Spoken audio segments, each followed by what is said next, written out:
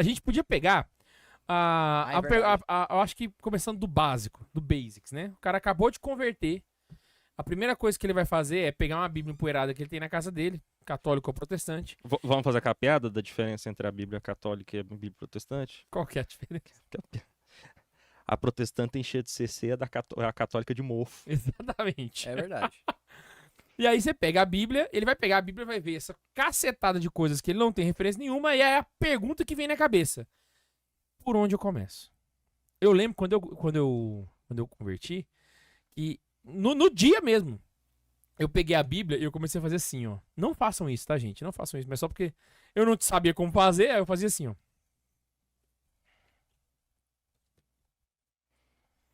Além disso, Josafá estabeleceu. Você tava embaralhando a Esse Bíblia? Era é- isso? Exatamente! Era uma forma de embaralhar a Bíblia, tá ligado? E não serviu pra nada, né? Pra Ele nada. rodou ali, quando começou pela capa, achei que ele ia virar de cabeça pra baixo. Isso, muito bom. É aquele momento que você pergunta, né? Deus, o que que eu faço? Eu tô brigando muito com meu irmão lá em casa, tal. Me dá uma resposta. Você tá lá, e Caim matou Abel, né? Exatamente. Faltou pedir truco no final, né, velho? Não falava nem amém no final da Olha, leitura. Tem várias formas da pessoa poder aplicar isso no dia a dia dela, né? Pra ela começar a ler a Bíblia. O bom de ser católico é que você tem a referência da igreja, que você pode começar com o evangelho. Mas, às vezes, a pessoa quer fazer uma leitura sistemática mesmo, sabe? Uhum. E eu acho que a gente poderia indicar isso, né? Como é que a gente poderia fazer pra começar uma leitura sistemática dele, como se fosse um livro de início e fim, né? E aí, assim, por onde começar e como fazer essa leitura. Eu acho que a gente poderia começar a destrinchar aqui. Bom, não sugeriria essa leitura sistemática? Num primeiro momento, eu sempre sugiro a leitura pelos evangelhos. A partir do momento que você já conhece bem a Bíblia, aí pode fazer uma leitura sistemática. A partir do momento que você já conhece bem a fé. É porque o Antigo Testamento, ele acaba se tornando muito problemático se ele não for lido à luz dos evangelhos. Exatamente. Se ele for lido isoladamente, né? Uhum.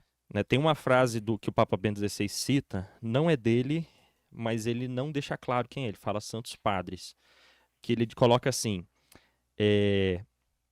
como é que é?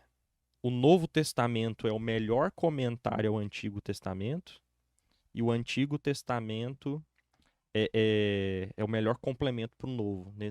É algo isso aí. assim nesse sentido. Eu acho que é esse mesmo. Acho que é o complemento que ele usa. Porque o centro dela, tanto é que não é à toa que se tentou colocar bem no centro ali os evangelhos, né? Tudo converge para eles. Se a gente pegar aqui toda a história, os livros históricos, os livros sapienciais, os livros proféticos, eles anunciam ao que vai vir, seja pelos patriarcas, seja pelos profetas. E todas as cartas paulinas e as cartas católicas, elas vão estar comentando o acontecimento do evangelho, o que vimos e ouvimos nós É como nos se tudo anunciamos. apontasse para um só. Tudo aponta para os evangelhos, exatamente. Então, é aquele negócio, é fazer a leitura. O que o catecismo ele vai falar, né? Que é necessário fazer a leitura do Antigo Testamento à luz do Novo.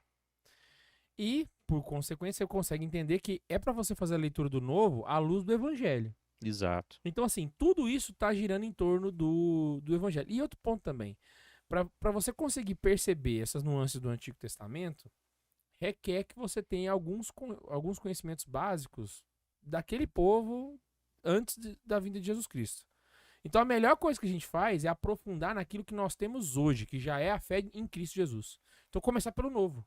Então você começa pelo novo, faz tanto para estudar quanto para rezar, você ter o foco e assim... Lê todo o Novo Testamento primeiro e depois lê o Antigo.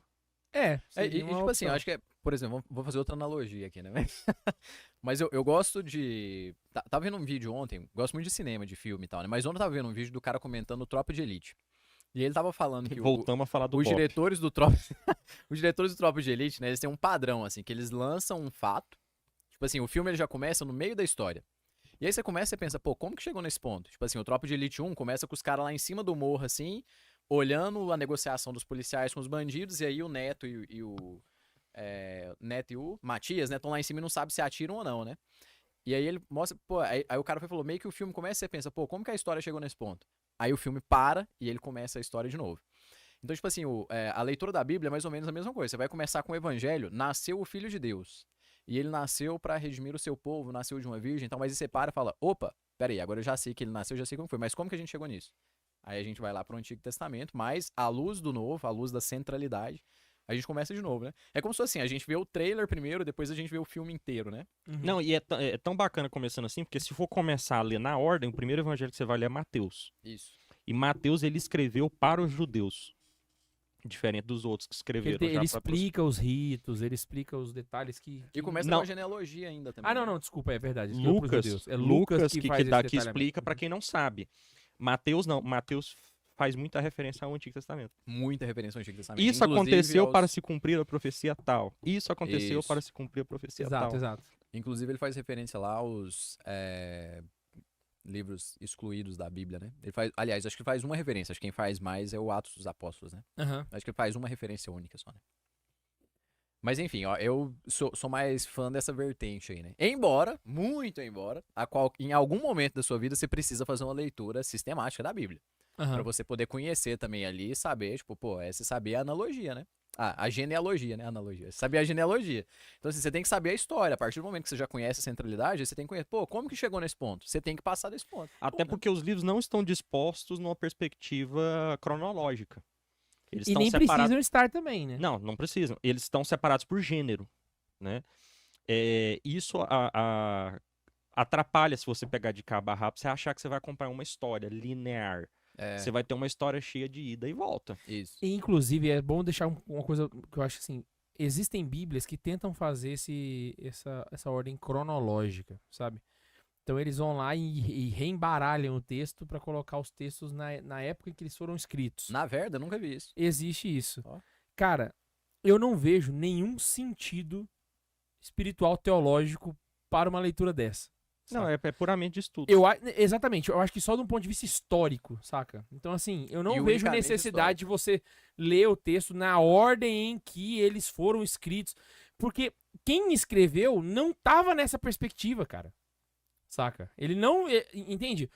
O agiógrafo, quando ele tá escrevendo, ele não tá escrevendo na perspectiva de saber, tipo assim, sei lá, o cara que escreveu Esther. Ele não tava na perspectiva de que o próximo seria.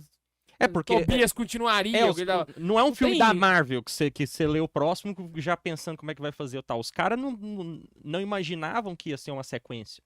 não é exatamente. O cara que tava escrevendo ali não pensou, nossa, depois vão escrever a continuação e tal. Não tem assim. Muitas vezes, nem mesmo o próprio livro foi pensado assim, que é o caso do Gênesis. Exato. O Gênesis não é um livro que você vai pegar de ponta a ponta. Inclusive, eu até queria assistir a série da Record lá, porque o Gênesis ele não é uma...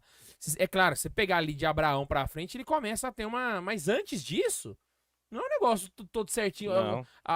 O pessoal vê assim, o Gênesis conta... O Max comentou isso, né? A criação. Pô, tem duas narrativas da criação no Gênesis. É porque o Gênesis, na verdade, ele não é um livro. Exatamente. Ele é um compilado de livros, de manuscritos diferentes. Cara, então é um Inception foram total, todos- né? A É. Bíblia é um Exato. compilado de livros, o Gênesis é outro compilado dentro de um compilado de livros, E o que pior, é um compilado de... não é só o Gênesis que é assim. Vários É. outros livros também são. São Isaías, compilados de por outros textos, assim. Então, Sim. você tá com uma... É uma coxa de retalhos que, sinceramente, pra fazer sentido como faz, não tem explicação, irmão.